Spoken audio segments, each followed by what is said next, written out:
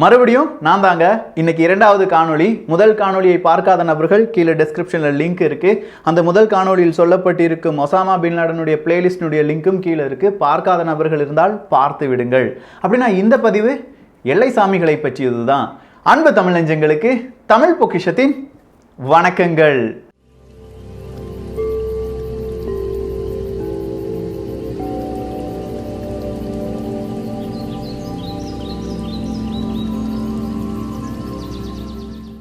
எல்லையில் என்ன நடந்துட்டு இருக்கு? எல்லை மீறுகிறது சீனா. எல்லாருக்குமே தெரிஞ்ச விஷயம்தான். கிட்டத்தட்ட 50,000 ராணுவ வீரர்கள் சீன வீரர்கள் குவிக்கப்பட்டிருக்கிறார்கள். பீரங்கிகள் முன்னிலைப்படுத்தப்படுகிறது. இந்தியாவின் சார்பாகவும் அத்தனை வீரர்களும் குவிக்கப்பட்டு வருகிறார்கள். இப்படி செய்தியை நம்ம ஈஸியாக சொல்லிட்டு போயிடலாம். ஆனால் அந்த கனெக்டிங் த டாட்ஸ் வழியாக பல செய்திகளை பார்க்க போகிறோம்.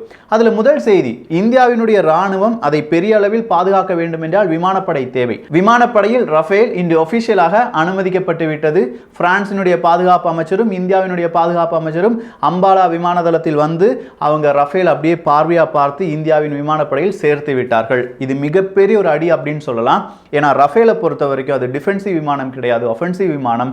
எந்த நாட்டு எதிரிகள் கிட்டத்தட்ட ஒரு 160 கிலோமீட்டருக்கு அப்பாற்பட்டு இருந்தால் கூட இங்கிருந்து துல்லியமாக அந்த இலக்கை தாக்கி அழிக்க முடியும்.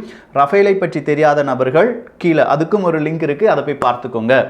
ஸோ ரஃபேல் விமானம்லாம் சேர்ந்துருச்சு. பாதுகாப்பு அமைச்சர் வந்துட்டாங்க. அப்போ பிரான்ஸும் இந்தியாவும் நண்பனாக மாறிவிட்டது.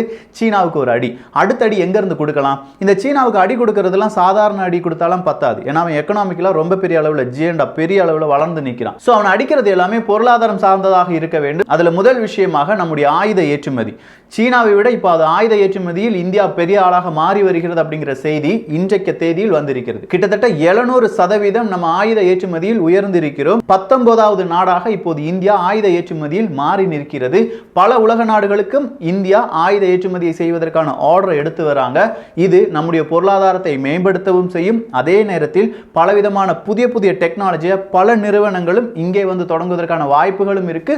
சீனாவுக்கு பெரிய ஒரு அடியை கொடுப்பதற்கான ஒரு வாய்ப்பாகவும் நாம் இதை பார்க்கலாம். ஸோ இந்த ஒரு செய்திக்கு பின்னால் அடுத்ததாக இருக்கக்கூடிய இன்னொரு செய்தி ஜப்பான். ஜப்பான் அப்படின்னு சொன்ன உடனே அபே அவர்கள் தான். நான் வந்து என் பதவியை ராஜினாமா செய்கிறேன், ஆனால் அதுக்கு முன்னாடி செப்டம்பர் 10ஆம் தேதி இந்தியாவுக்கும் ஜப்பானுக்கும் இடையே ஒரு மீட்டிங் இருக்குது. அது ஒரு விர்ச்சுவல் மீட்டிங்காக தான் இருக்கும், இல்லாட்டி ஒரு டெலிஃபோனிக் காலாக இருக்கும் அப்படின்னு சொல்லியிருந்தார். ஜப்பான் நம்மை கைவிடாது அப்படிங்கிறத நம்ம தமிழ் விதையில் பார்த்தோம். ஸோ அதே நேரத்தில் இன்னைக்கு ஜப்பான் நாட்டினுடைய மிக முக்கியமான ஒப்பந்தம் கையெழுத்தாகியிருக்கிறது. நீங்களும், அதாவது ஜப்பானும் இந்தியாவும் அவங்களுடைய துறைமுகங்களையும் அவர்களுடைய விமான நிலையங்களையும் ஆர்மிக்காக எக்ஸ்சேஞ்ச் பண்ணிக்கலாம். அந்தமான் நிக்கோபார் தீவில் இப்போது ஜப்பானினுடைய கப்பல் வந்து நிற்கலாம். அதே மாதிரி ஆப்பிரிக்காவில் இருக்கிற ஜப்பானினுடைய துறைமுகங்களில் யாரும் போய்க்கலாம், இந்தியாவும் போய்க்கலாம். ஆர்மி லாஜிஸ்டிக்ஸ் எல்லாமே செய்து கொள்ளலாம். இது சீனாவுக்கு எதிரான அடுத்த அடியாக நாம் பார்க்கிறோம். அதுவும் இன்றுதான் நடந்தது.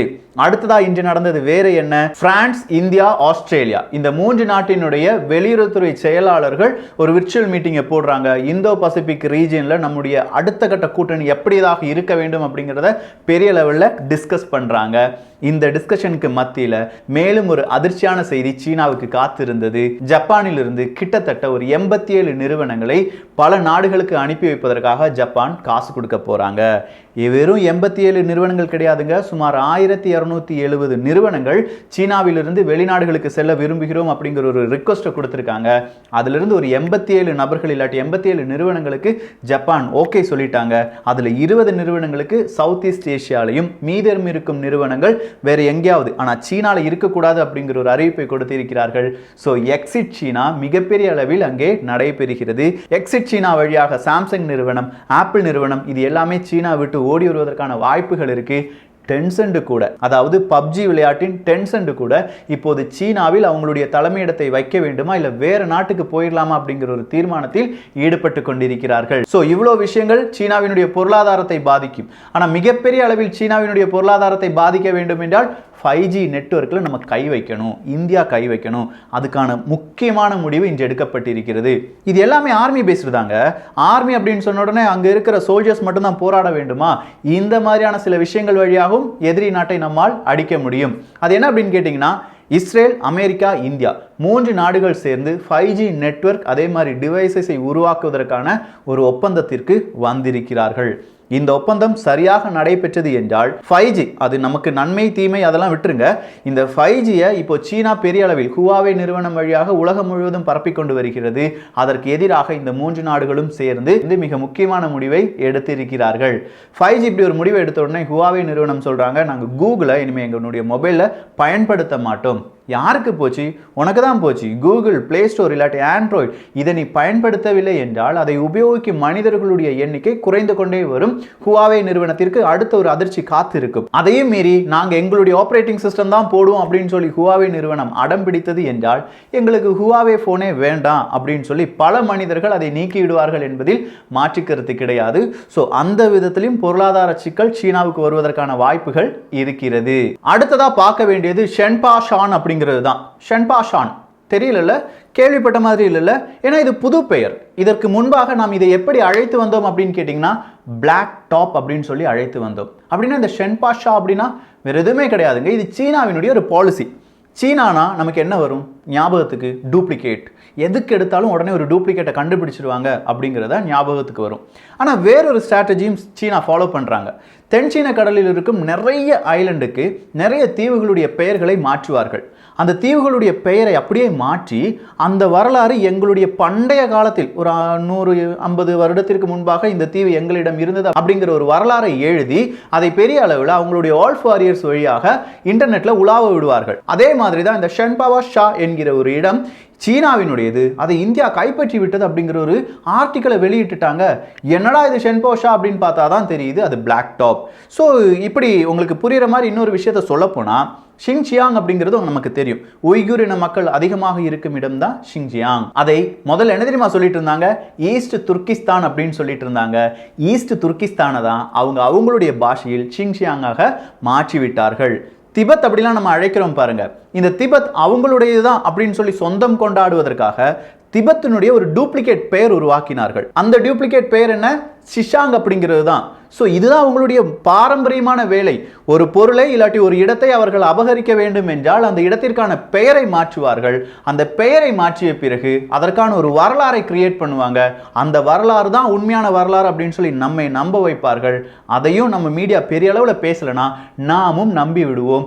பிளாக் டாப் அப்படிங்கிறதை நாம் பேச மறந்து விட்டோம் என்றால் ஷென்பா ஷா என்பதை மட்டுமே நாம் பேசிக்கொண்டிருப்போம்.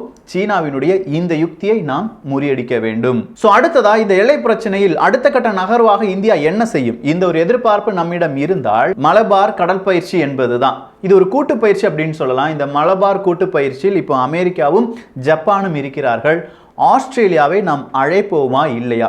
இதுதான் பல செய்தி ஊடகங்களில் ஒரு கேள்வியாக வைக்கப்படுகிறது. ஏன் இந்த மலபார் நேவல் எக்ஸசைஸ்ல ஆஸ்திரேலியாவை இந்தியா இன்றளவும் கூப்பிடவில்லை, அழைக்கவில்லை? இதை குவாட் கண்ட்ரிஸ் அப்படின்னு சொல்லுவாங்களே.